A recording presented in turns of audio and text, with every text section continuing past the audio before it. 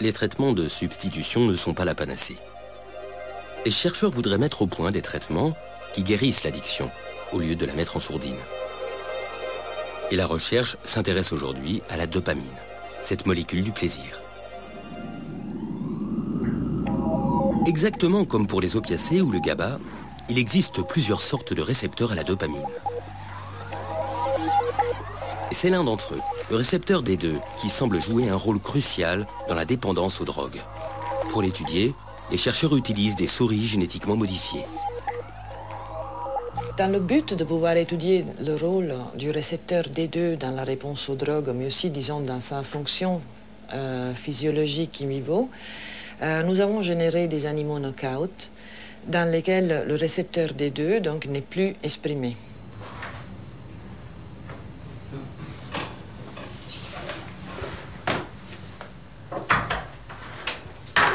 La dopamine intervient dans de nombreuses fonctions physiologiques, et notamment dans le mouvement. Elle est d'ailleurs impliquée dans la maladie de Parkinson. Ce test permet de mesurer la coordination motrice.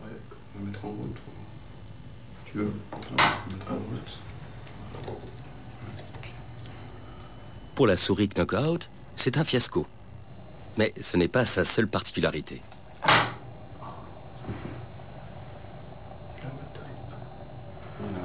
Nous avons pu mettre en évidence qu'en absence du récepteur D2, les souris ne répondent plus, par exemple, aux effets renforçants donc, qui amènent ensuite à l'addiction.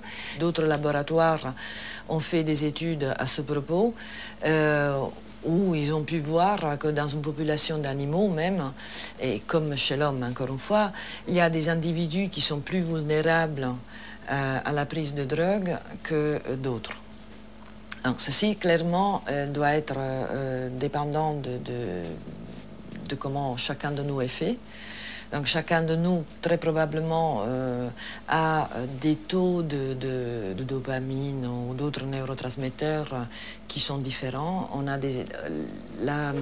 l'expression des gènes aussi n'est pas la même dans chacun individu, donc on est chacun différent de l'autre. Donc par exemple, je ne sais pas, moi je pourrais avoir beaucoup plus de récepteurs des deux par rapport à quelqu'un d'autre. Et donc mes réactions vis-à-vis de la drogue, elles peuvent être différentes par rapport à un autre individu. Nora Volkov, qui dirige la recherche publique américaine sur les drogues, a découvert que les toxicomanes avaient peu de ces récepteurs D2 et que les drogues provoquaient une aversion chez les personnes qui en possédaient beaucoup. C'est là une question très importante. La diminution de récepteurs D2 que nous voyons chez les toxicomanes est-elle une conséquence de l'usage répété de drogue, ou bien est-ce leur faible taux de récepteurs qui les a rendus vulnérables?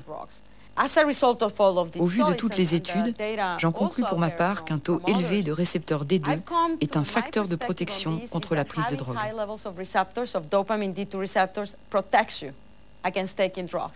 Un faible taux de récepteurs D2 rend les gens plus vulnérables. Cela nous ouvre de vastes perspectives de recherche.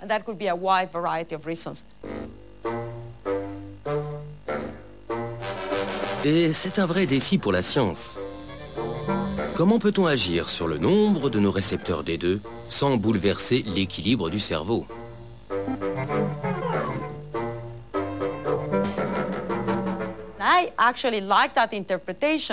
J'aime assez cette interprétation parce qu'elle nous pousse à développer des stratégies qui nous permettront d'augmenter le taux de ces récepteurs chez les humains. Si vous m'aviez posé la question il y a 3 ans, je vous aurais répondu que ce n'était pas possible parce que nous n'avions pas les outils chimiques. En ce moment, j'essaie de développer le recours à des interventions comportementales. Les taux de récepteurs pourraient être augmentés par des psychothérapies. Ça ressemble à de la science-fiction. Mais nous savons par exemple que chez les rats, le stress chronique provoque une diminution de récepteurs D2. Qu'arriverait-il si l'on réduisait le stress chez une personne stressée ?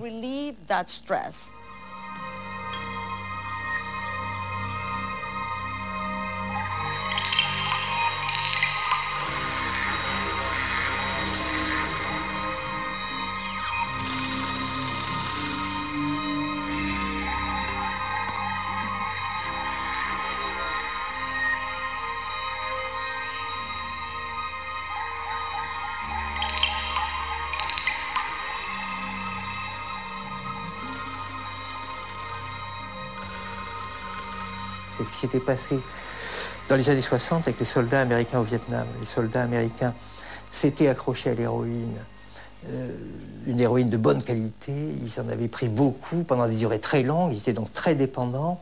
Le gouvernement Nixon avait prévu des programmes méthadone, des centres de sevrage pour faire décrocher les soldats américains. Or, une immense majorité a réussi à s'en passer, n'a pas recouru à ces programmes et a arrêté de prendre de l'héroïne. Le traitement de la dépendance du soldat américain au Vietnam, c'était la fin de la guerre du Vietnam, le retour au pays. L'expérience de la consommation de drogue, c'est quelque chose qui est très fort, qui est très frappant et qui laisse une trace qui est énormément liée au contexte. Tous les médecins vous diront que de replonger un toxicomane repenti dans son contexte, ça va être très difficile pour lui parce qu'il va être instantanément en manque. Et donc c'est un phénomène de mémorisation. Et donc les études aujourd'hui vont vers la compréhension de cette forme d'apprentissage aberrant, en quelque sorte, qui se passe lorsqu'on devient dépendant aux drogues. Comme la drogue, les expériences de vie et les souvenirs traversent la membrane des neurones, l'espace liquide des synapses, et s'inscrivent à jamais dans notre cerveau. L'étude de ces processus complexes réconcilie maintenant la neurobiologie et la psychologie.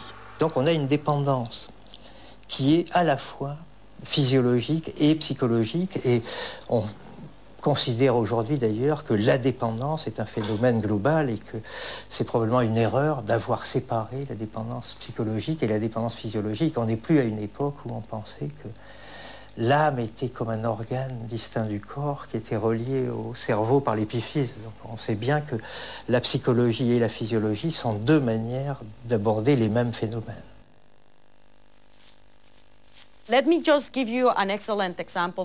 Laissez-moi vous donner l'exemple d'une étude qui vient juste d'être publiée par Michael Meaney.